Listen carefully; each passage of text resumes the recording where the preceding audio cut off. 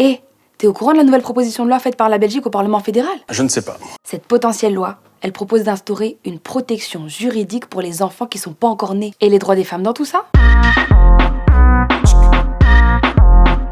En fait, ça me paraît plutôt inquiétant. Et alors, si on écoute vie féminine, là c'est carrément alarmant, scandaleux, violent, inhumain et dangereux. Le texte de loi a été déposé par Valérie Van Peel et John Crombie. Et il a été repéré par Les Grenades. Les Grenades, c'est quoi? C'est un blog d'opinion sur le site de la RTBF qui est dédié à toutes les femmes qui font bouger notre société. Ce texte prévoit que, ouvrez les guillemets, l'enfant dont une femme est enceinte est présumé déjà né à chaque fois que son intérêt l'exige. Par exemple, les femmes dépendantes à l'alcool ou aux drogues pourraient subir une hospitalisation forcée, sous prétexte de protéger l'enfant qu'elles portent. Forcée.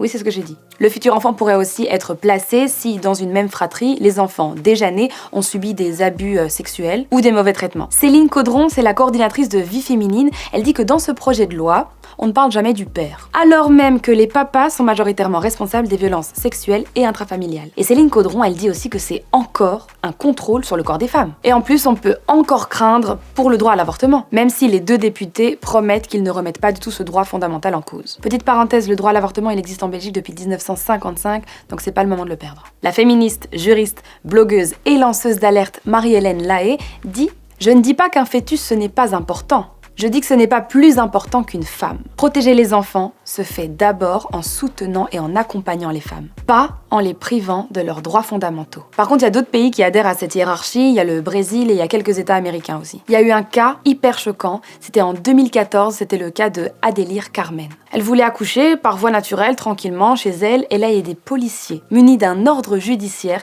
qui ont débarqué chez elle et qui l'ont traînée de force jusqu'à l'hôpital, comme une criminelle. Et elle a subi une césarienne forcée. Le juge qui avait ordonné cette action s'est expliqué en disant « Quand il y a un conflit d'intérêts entre la mère et la vie de l'enfant, les intérêts de l'enfant prédominent sur les siens. » Hein?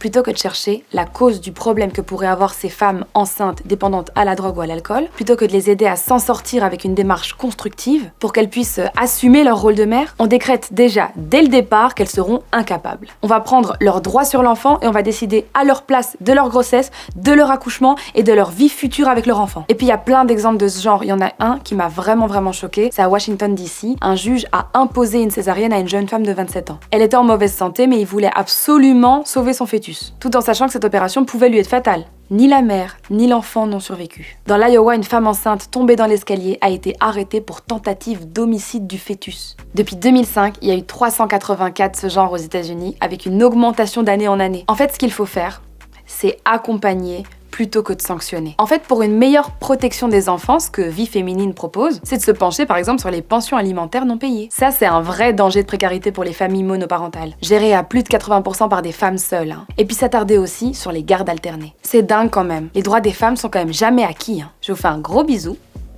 Et à demain, ou pas. Alors, si tu kiffes Tarmac, n'hésite pas à t'abonner pour voir tous nos autres contenus. Et puis active la petite cloche pour voir toutes nos prochaines vidéos en avant-première. Et si ton petit truc à toi, c'est les easy, je t'ai fait une petite playlist.